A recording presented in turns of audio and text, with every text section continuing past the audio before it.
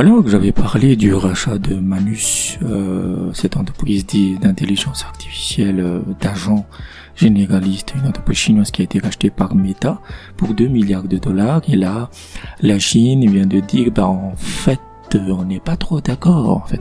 Et j'avais fait une petite vidéo d'information dessus. J'avais dit, mais je me demande pourquoi la Chine a accepté, l'État chinois a accepté, parce que c'est un secteur stratégique.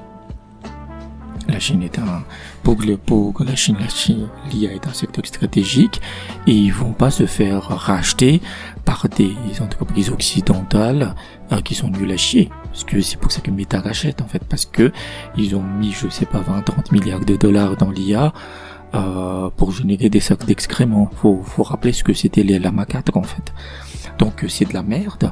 Donc il rachète. Et je l'ai dit que on va passer en mode concentration. Toutes les stacks vont se faire racheter.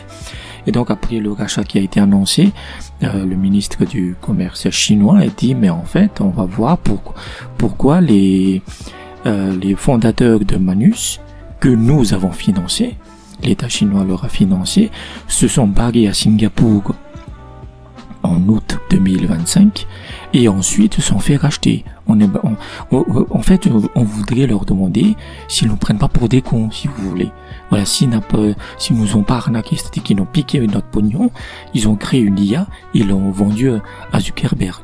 Donc c'est intéressant. Donc là c'est juste des débuts d'investigation. Mais si l'enquête voit que cette entreprise Manus a violé des lois chinoises, le deal sera annulé.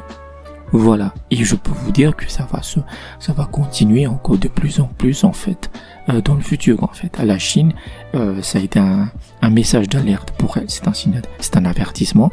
Et maintenant, elle va exercer un contrôle beaucoup plus important sur ces entreprises et elle devrait le faire parce que sinon ils vont se faire spolier par des entreprises occidentales qui ne savent pas faire grand chose, en fait. Donc voilà, petite news.